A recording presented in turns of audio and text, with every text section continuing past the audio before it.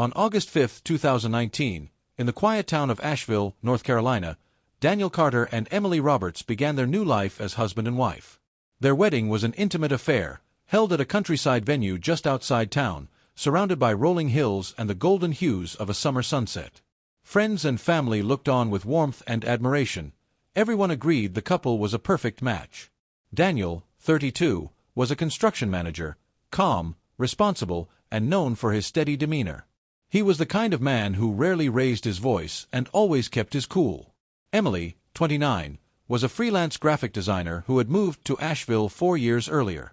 Creative, lively, and approachable, she had built a comfortable life and a successful career working from home.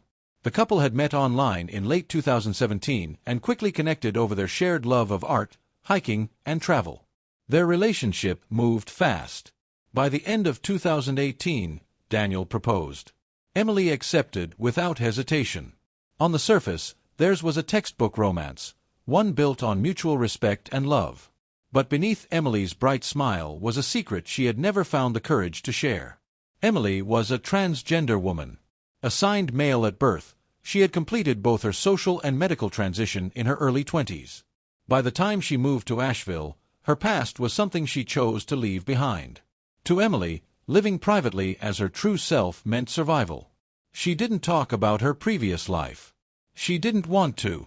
When she met Daniel, she hadn't planned to fall in love. But as the relationship deepened, so did her fear. Telling him the truth felt impossible. What if he walked away, or worse, reacted with violence? She told herself that their love, their plans for the future, their dreams together, they were enough to bury the past forever. When Daniel proposed, Emily had already decided he would never know. After the wedding, Daniel surprised Emily with a honeymoon trip. A quiet cabin in the Blue Ridge Mountains, a place she'd always dreamed of visiting. On August 7th, they checked into the secluded rental, nestled near a trailhead just outside Blowing Rock. It was the kind of place made for fresh starts. Quiet, isolated, beautiful. But within days, their honeymoon would unravel into something unthinkable. What began as a romantic retreat would soon become the setting of a disturbing crime, one that would shock an entire town and leave Emily's family shattered. The morning of August 8th arrived with golden light stretching across the mountain ridge. Emily was up early, cooking scrambled eggs and toast. Daniel brewed coffee.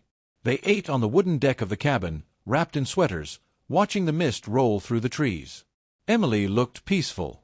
Daniel scrolled his phone, distracted by messages from work. Later that morning, they packed snacks and a camera and headed out to hike. They laughed, took photos, and held hands along the trail. Emily was glowing, her guard down for the first time in years. She believed the worst was behind her. Daniel, however, had grown distant.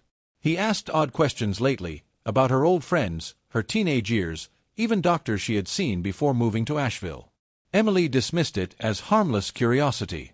That evening, after a quiet dinner in town, they returned to the cabin. Rain tapped against the windows.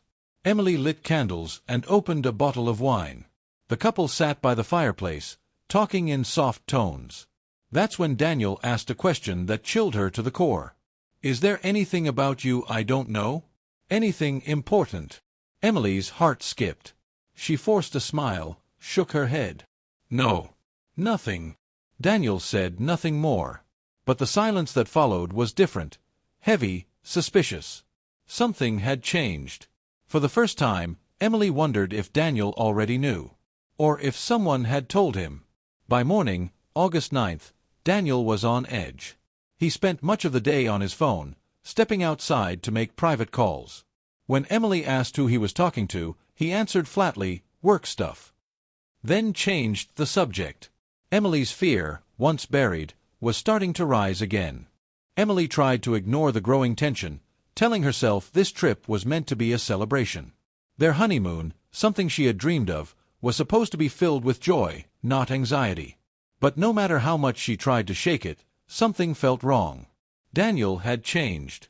The peaceful mountain cabin was beginning to feel less like a romantic retreat and more like a pressure chamber, slowly tightening around her.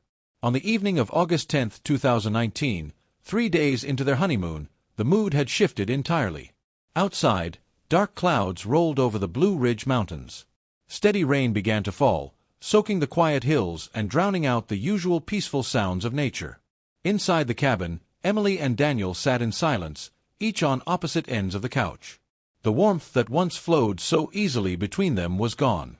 Daniel had barely spoken all day. When he did, his words were clipped and cold. He avoided her eyes. Emily asked if something was wrong.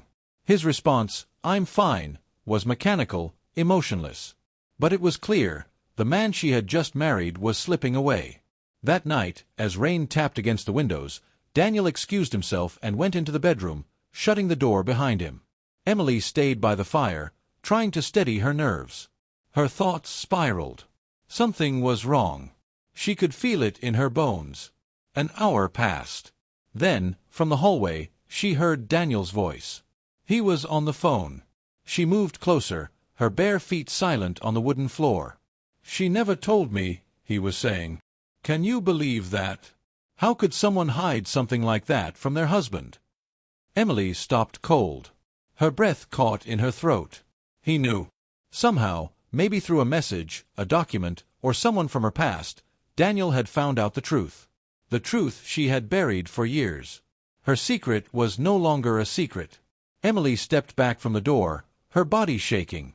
Panic surged through her. Should she confront him? Should she pack her things and flee? But it was late. They were isolated, miles from the nearest town, with no safe way out. She felt trapped. Moments later, Daniel returned to the living room. His face was unreadable.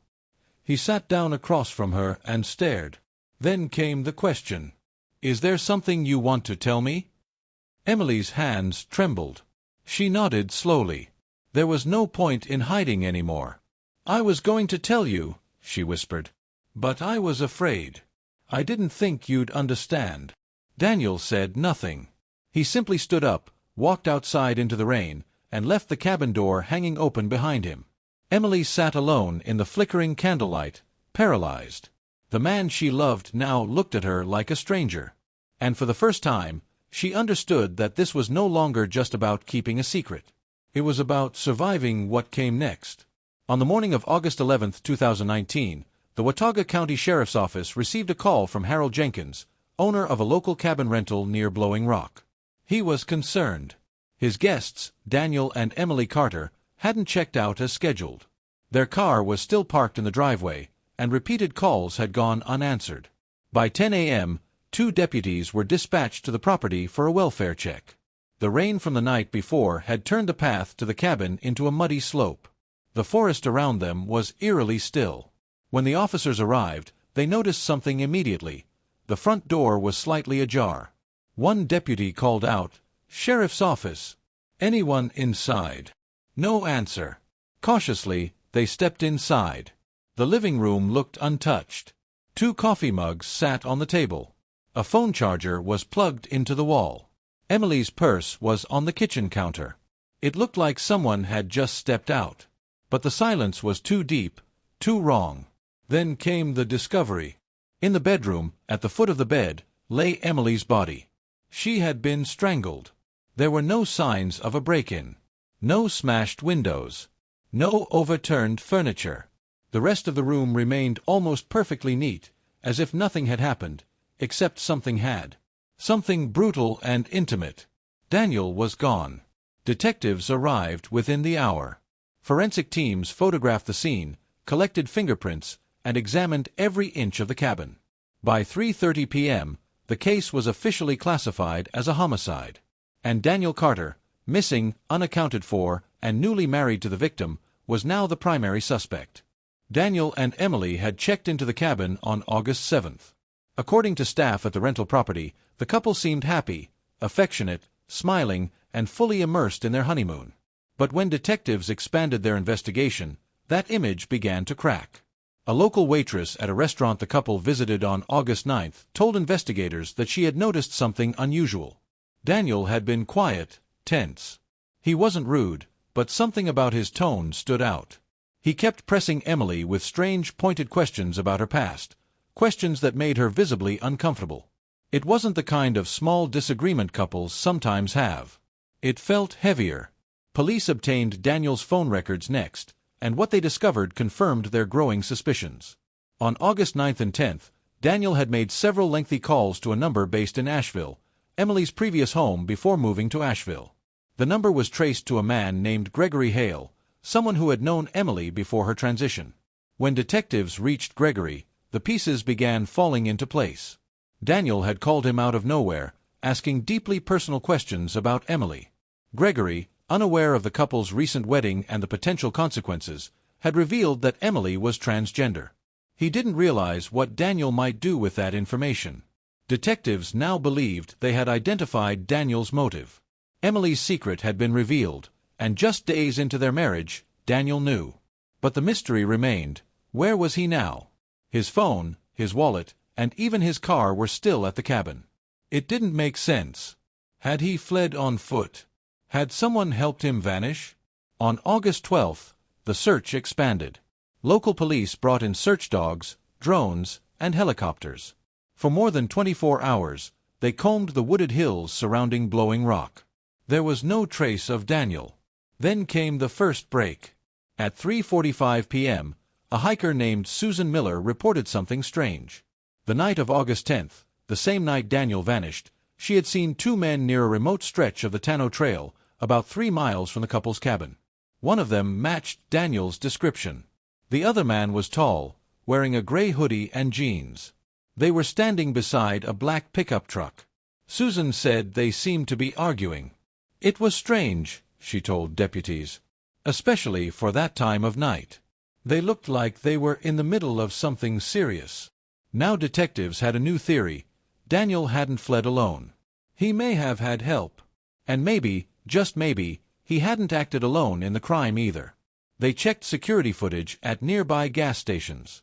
Hours later, they found it. Footage from the early morning of August 11th showing the same black truck heading west out of Blowing Rock. But Daniel wasn't driving. The driver was alone. License plate records identified the truck's owner as Matthew Green, a local mechanic with a criminal history that included assault and weapons charges. When police brought Matthew in for questioning, his calm exterior crumbled fast. At first, he denied knowing Daniel. But under pressure, his story collapsed. He admitted Daniel had reached out 2 days earlier, through a mutual friend. Daniel was panicked and offering money for help. He said he had to take care of some personal stuff, Matthew told detectives. Said he needed to disappear after.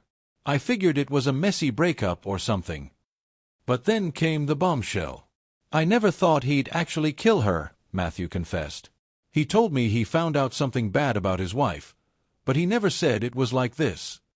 Matthew claimed that after the murder, Daniel met him at the Tano trailhead, gave him $1,000 in cash, and asked for a ride to a remote bus station in Johnson City, Tennessee, about 90 miles away.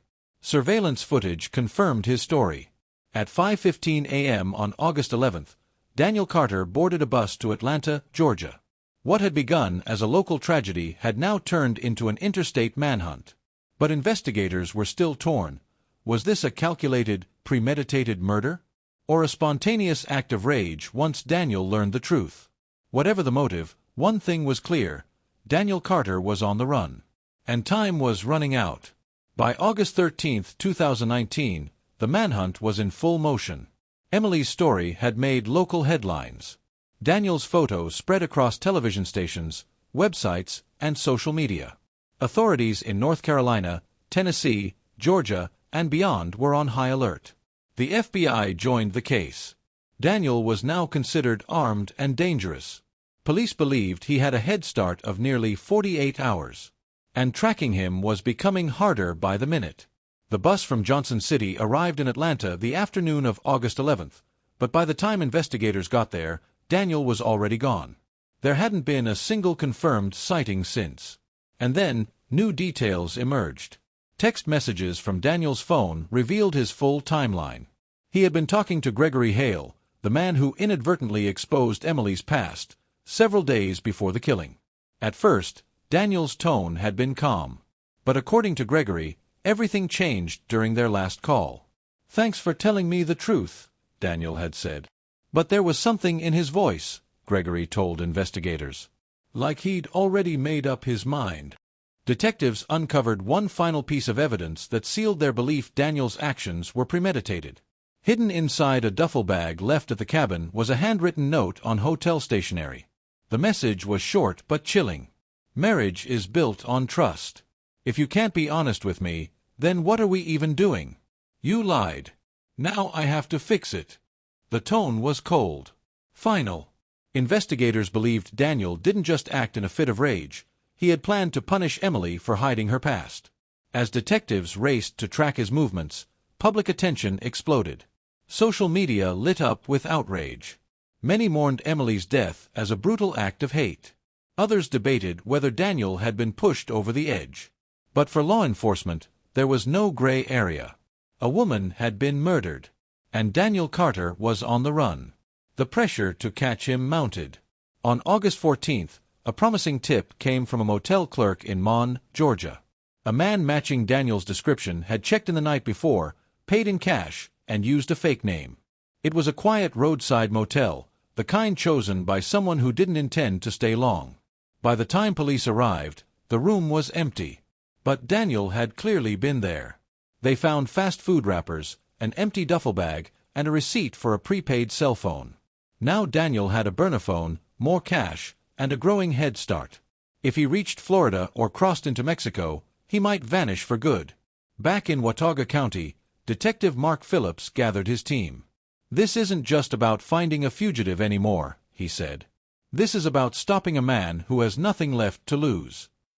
Daniel was getting smarter, changing vehicles, staying off the grid, using only cash. But Phillips knew one thing about fugitives: they always slip up. And Daniel finally did. On the morning of August 16th, nearly 1 week after Emily's murder, a gas station clerk in Valdosta, Georgia, just miles from the Florida border, called 911. A man matching Daniel's description had just bought supplies. He paid in cash, kept his hoodie pulled low despite the heat, and left quickly in a dark sedan with no license plates. By 8 a.m., law enforcement swarmed the region. Roadblocks were set up. Helicopters took to the skies. Patrols checked every motel, rest stop, and roadside store. At 9:45 a.m., a patrol officer spotted a dark sedan parked at the edge of a rest area near Lake Park, Georgia.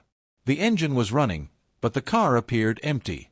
Nearby, sitting alone on a bench, was Daniel Carter. When officers approached, he didn't run. He stood slowly, raised his hands, and surrendered without a word. Inside his backpack was nearly $4,000 in cash, a prepaid phone, and a map with multiple locations across Florida and Mexico marked in red. It was clear, Daniel had planned to disappear forever. But his escape ended on that quiet stretch of highway. Justice and reflection. Later that day, Daniel was charged with first-degree murder and fleeing law enforcement. He was extradited to North Carolina to stand trial. His trial began on March 3, 2020, in the Watauga County Courthouse. Prosecutors laid out an overwhelming case: DNA evidence, Matthew Green's testimony, surveillance footage of Daniel boarding the bus, and the handwritten note left behind. Throughout the proceedings, Daniel showed little emotion. When asked why he killed his wife, he answered coldly, "She should have told me the truth." But the courtroom wasn't swayed by excuses. What mattered were the facts. Emily Carter, a woman full of life, loved by many, had been murdered by the man she married just days earlier. After 2 weeks of testimony, the jury found Daniel Carter guilty on all counts. He was sentenced to life in prison without the possibility of parole. Emily's family and friends remembered her as joyful, resilient, and brave. She had worked tirelessly to build a new life, a life that was stolen in the most brutal way. Her death became a national conversation. Advocates for transgender rights spoke out. News outlets debated the dangers of secrecy, fear, and hatred. Emily became a symbol of both injustice and courage. In 2021, a small memorial was placed near the cabin where she spent her final days. A simple plaque reads, "In memory of Emily Carter. A life taken too soon. May truth, love, and acceptance lead us forward." Though justice had been served, the pain of what happened in those mountains still lingered. The town of Blowing Rock would never forget. Neither would those who followed the case across the country. What began as a honeymoon, a celebration of love, ended as one of the most harrowing crimes the region had ever witnessed.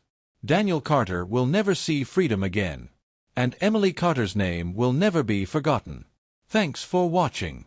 If you found this story powerful, subscribe and like the video.